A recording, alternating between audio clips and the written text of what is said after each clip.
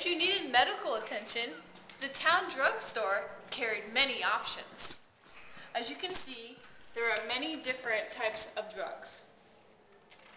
You could find plaster bandages, laxative tablets, ladies' sanitary towels, headache powders, bladder pills, foot sweat cures, worm remedy, jitter tablets, complexion powder, diabetes remedy, stomach tonic, snuff, walnut tint hair stain, and last but not least, Mother's Friend energy syrup, which contained 12% alcohol. What an option for the miners and residents of this town.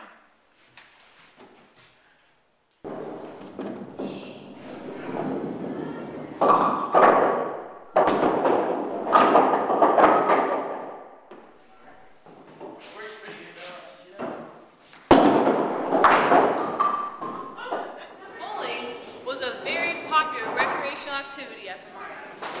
In fact, most of the men here were here 24/7 out of the hours that it was open. This is a typical gold rush store.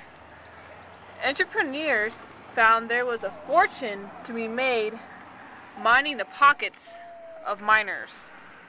Shoekeepers lived in the rear and used the front to sell items that were necessary for survival in the mines, such as dry goods and mining tools. And in the backyard, chicken coops were of great value for their versatility.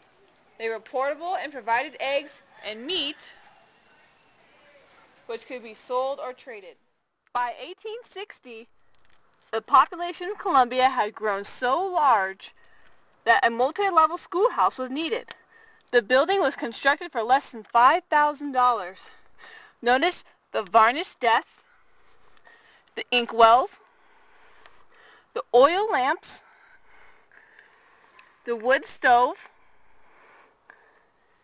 blackboard, and the whipping sticks and dunce caps. However, there was no indoor plumbing, and the bathroom facilities were located outside. This was a typical bathroom during the gold rush era.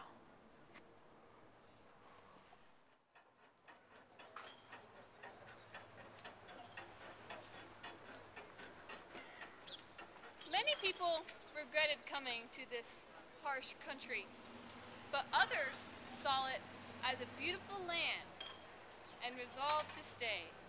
Sarah Eleanor Royce aptly summarizes the attitude of the miners in her piece, A Frontier Lady. She says, "The majority of the men, as I have said, men of ordinary intelligence, evidently accustomed to the life in the orderly community where morality and religion bore sway. The roughly reared frontier men, almost as ignorant of civilized life as savages, reckless bravados carrying their characters in their faces and demeanor, even when the restraints imposed by policy. All of these and more were represented in the crowd who used to come for their meats, and the other provisions in the early morning hours. There were even some Indians who were washing out gold in the neighboring ravines, and who used to come with the others to buy provisions. But among this moving crowd, thus working and eating, buying and selling, sounds of discontent and sadness were often heard.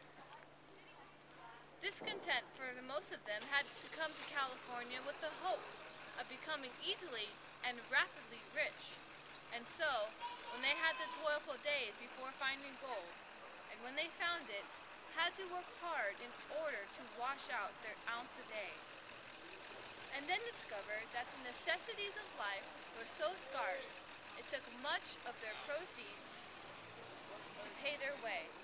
They murmured, and some of them cursed and condemned the country, calling it a God-forsaken land, while a larger number bitterly condemned their own folly and having left comfortable homes and moderate business chances.